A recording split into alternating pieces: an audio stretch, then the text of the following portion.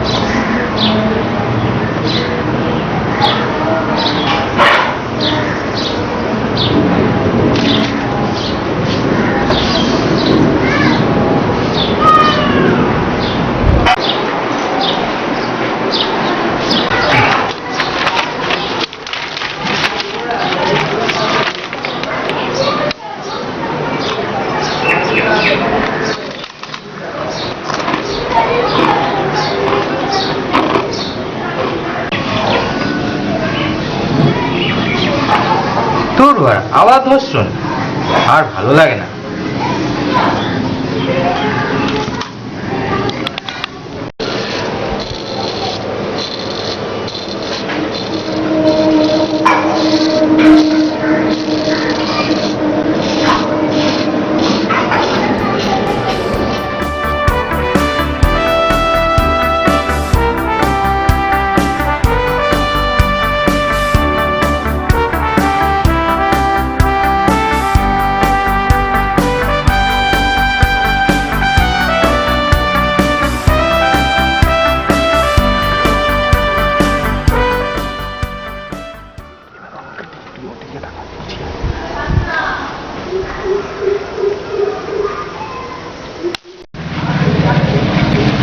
সঞ্জয়, তোর কি হয়েছে হাতে?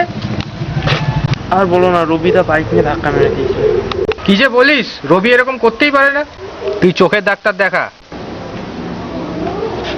আজ সকালে একটা স্বপ্ন দেখলাম। কি স্বপ্ন? ইনক্রিমেন্টের? আরে, আমি সুপারম্যান হয়ে উঠছি।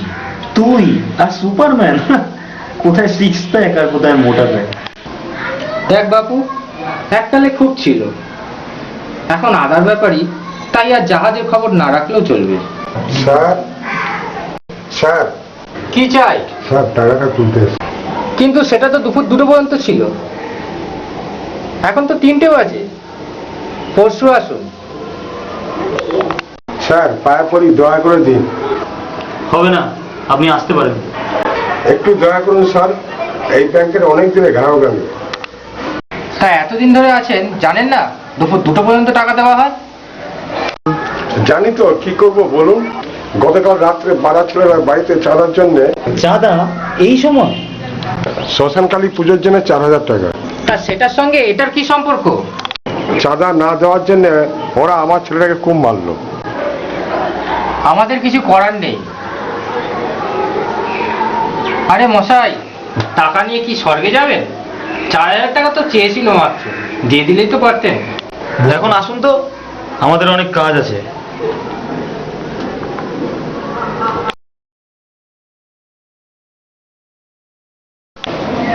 ও দাদা, দাদা বাড়িতে আছেন?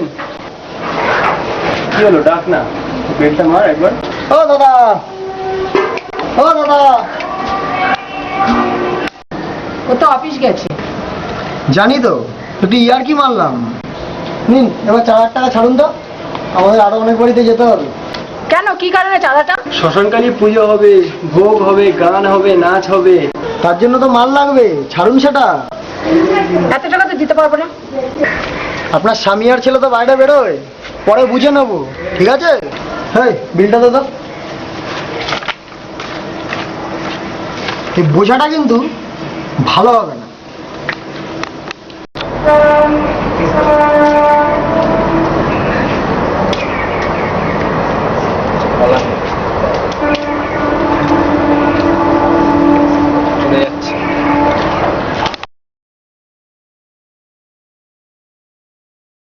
ঠিক আছে, কাল অফিসে দেখা হবে।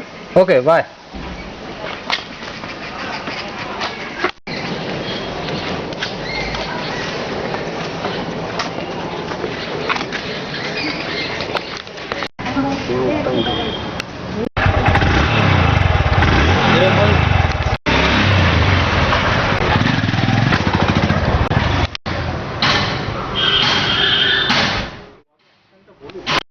রবি এসেছিল চাঁদার জন্য, শাসিয়ে গেছে। দেখিস বাবা, ওর সাথে আবার ঝামেলায় জড়াস না। ও নিয়ে চিন্তা করো না, আমি বললে হয়তো কমিয়ে দেবে।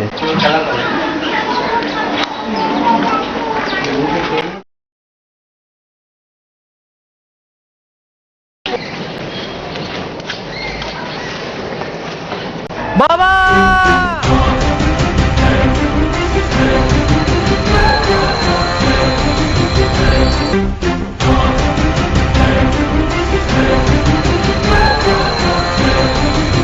আজ অফিসে এলি না কেন?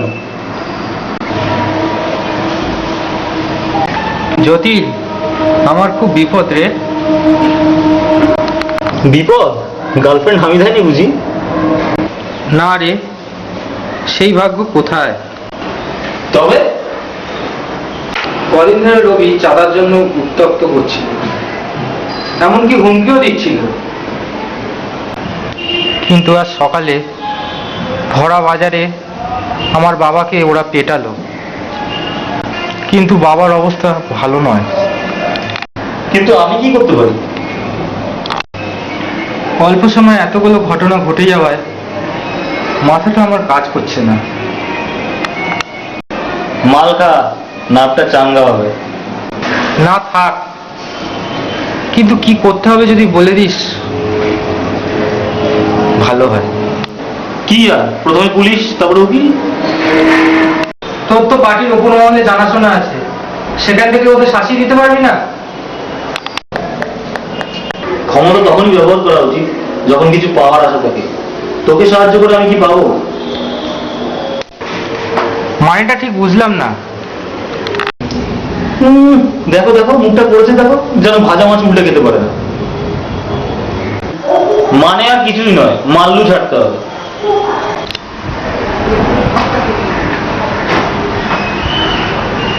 কাকা, ভাবছো কি এ যুগে এমনি এমনি কিছু হয় না? আর মানবিকতা? প্রত্যেকদিন বাস স্ট্যান্ডে দাঁড়িয়ে থাকা মেয়েটা যখন টিজড হয় তখন তো এড়িয়ে চলে যাস। তোর পাশের বাড়ির কচি বউটাকে যখন তার স্বামী পেটায় তখন কোথায় থাকে তোর মানবিকতা? চল এখন কোর্ট, মাথাটা খুব ধরেছে। দাঁড়াও কথাকার। হ্যাঁ, এবার আমি দাঁড়াই, কিন্তু তোর মতো হিজড়ে নই।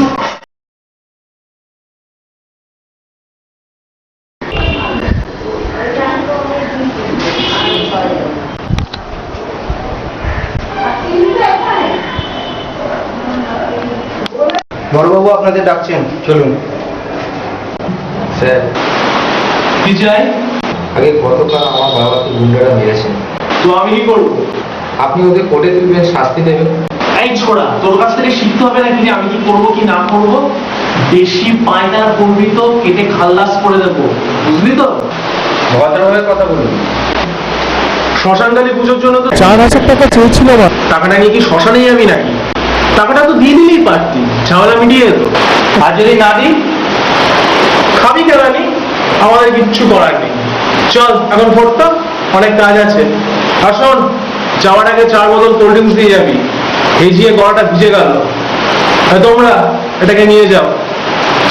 আরে পড়, দেখছিস কি? চল পড়। এই চোখটা নিচে নামা, চোখটা নিচে নামা, পুলিশের সামনে চোখে উঁচু করতে নেই। চাঁদাটা ঠিক করে দিয়ে দিবি, চোখটা নিচে নামা, বাবাকে নিয়ে এখন বাড়ি যা, ঠিক আছে? আমরা কিচ্ছু করতে পারবো না, চোখটা নিচে নামা। আর বেশি পায়তারা করলে না, বন্দুকের ছটা গুলি মাথার মধ্যে ঢুকছে মেরে দেবে, ঠিক আছে? চল ফোট, যাও নিয়ে যাও।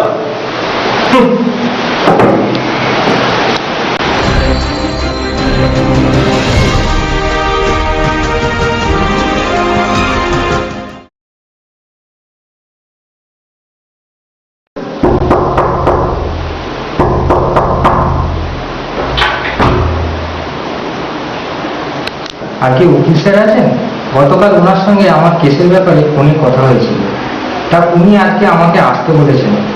উনি কি আছেন? উনি কোর্টে গেছে, এখনই চলে আসলে আপনি বলুন।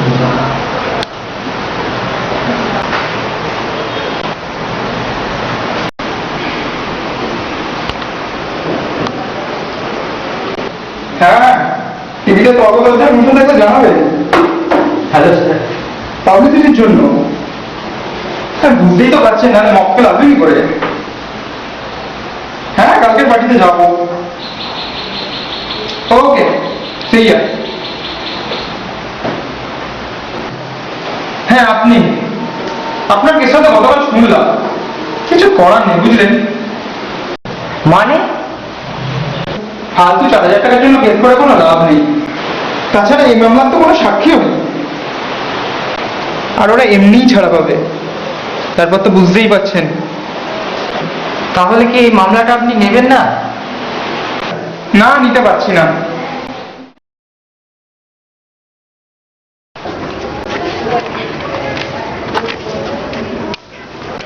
মাল না পেটে পড়লে কবিতা আসে না গুরু।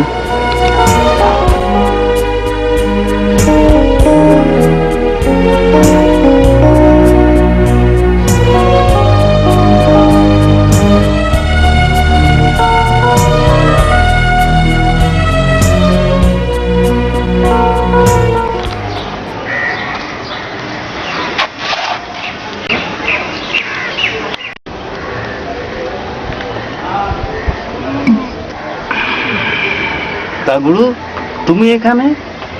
তুমি তো আবার ভদ্রলোক। নিজেকে হিজড়ে মনে হচ্ছে। তাহলে জাপানি তেল লাগাও। আগে জানতাম সমাজে যা ঘটে সব সাজানো ঘটনা, এতক্ষণ তা কি গাঁটটা মারলো? সারা মাল খেতে এসেও দেখছি শান্তি নেই। আরে চড়ছিস কেন? যখন অন্যের ফাটে তখন তো দাঁত কেলিয়ে বেরিয়ে যাস। আমি তো মাতাল কবি, তোদের মতো ভদ্রলোক নই, তবু অন্যের দুঃখে কাতর হই।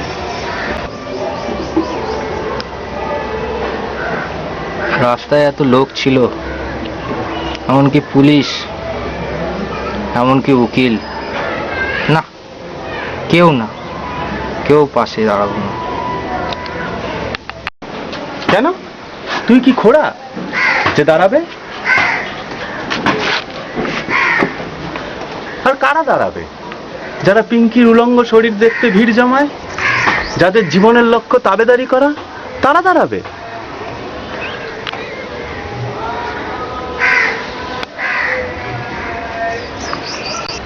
তাহলে কি সুপার, স্পাইডার, হিম্যানেরা দাঁড়াবে? অন্যের দুঃখকে বোঝ, নিজের মধ্যে প্রতিবাদী সত্তা গড়ে তোল, দেখবি তুইও একদিন সুপার হিরো হয়ে গেছিস। অতই কি সোজা? প্রথম কবিতা লিখতে পারিস, প্রথম চুমু খেতে পারিস, আর একটা প্রথম প্রতিবাদ করতেই তোর ফেটে যাচ্ছে।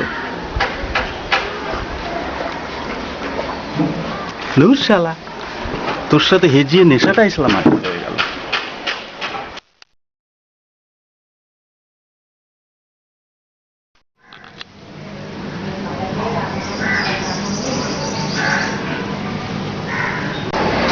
এই সমাজকে আমি শুধু ভয়ই দিই না, তার সাথে আরো অনেক কিছুই দিই। এমনকি ফেল করা ছাত্রকে পাস বা কলেজে ভর্তি করানো, সবেতেই রবির রাজত্ব। ভয়ের মধ্যে যে একটা সম্মান আছে, তার আনন্দটাই আলাদা। এই হাজার হাজার ঢ্যামনার একটারও সাহস নেই আমার চোখে চোখ রেখে কথা বলা।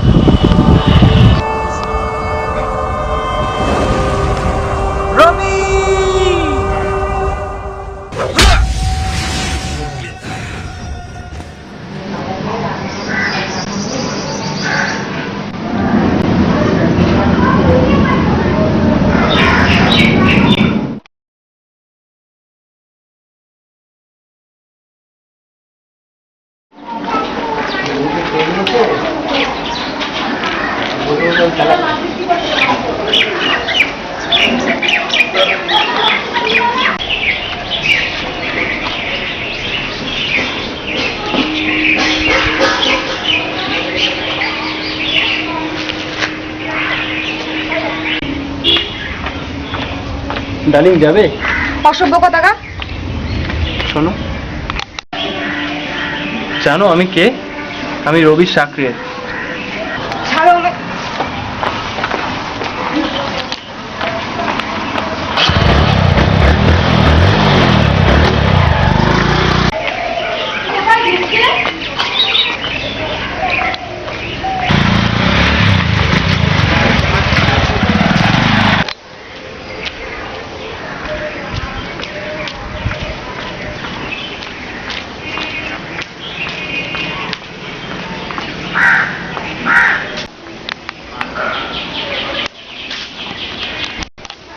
আমাকে বাঁচান। আমি পুলিশ হলেও আমার আজকে অফ ডে। আমাকে বাঁচান, আমার আজ অফিসের তাড়া আছে। আমাকে বাঁচান। আমার ভয় করছে।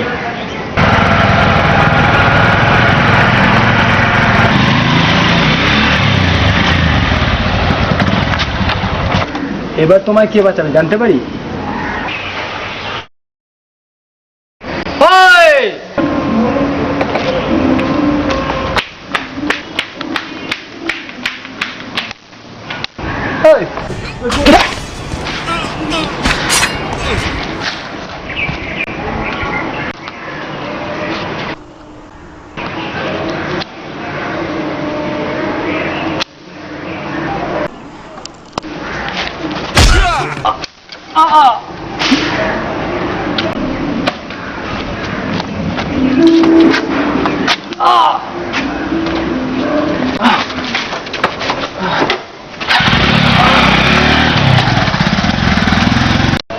কেমন আছেন স্যার? তুই থেকে আপনি? আরে আপনি তো এখন সেলিব্রিটি, কাগুজে ভাষায় যাকে বলে প্রতিবাদী নায়ক। আপনার আসার কারণ? আগে প্রোটেকশন। কিসের প্রোটেকশন?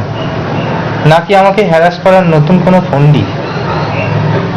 রবির বিরুদ্ধে পুলিশের করা একটি মামলার প্রধান সাক্ষী আপনি, তার জন্যই কোর্ট থেকে অর্ডার এসছে আপনাকে প্রোটেকশন দেওয়ার জন্য। ও স্যার, যদি কিছু মনে না করেন একটা প্রশ্ন করতে পারি?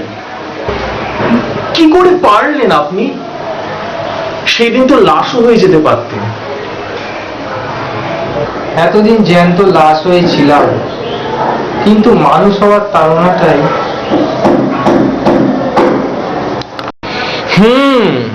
বুঝলাম, কিন্তু মানুষ হওয়ার সাথে এর কি সম্পর্ক? মানুষ হওয়ার আরেক মানে মানুষের পাশে দাঁড়ানো। তার অনুভূতি আলাদা। আর প্রথম কবিতার মতো, প্রথম ভালোবাসার মতো প্রতিবাদেও একটা ভালো লাগা আছে। এই মুহূর্তে আমার মধ্যে থাকা জ্যান্ত লাশটা কি বলছে জানেন? আপনাকে গুলি করে উড়িয়ে দিতে।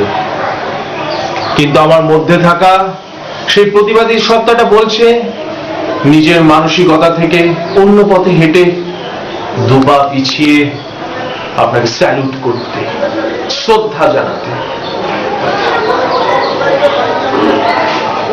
ভালো থাকবেন, আবার দেখা হবে। ও হ্যাঁ, আবার রাজনীতির মায়াজালে ফেসে যাবেন না যেন। চলি।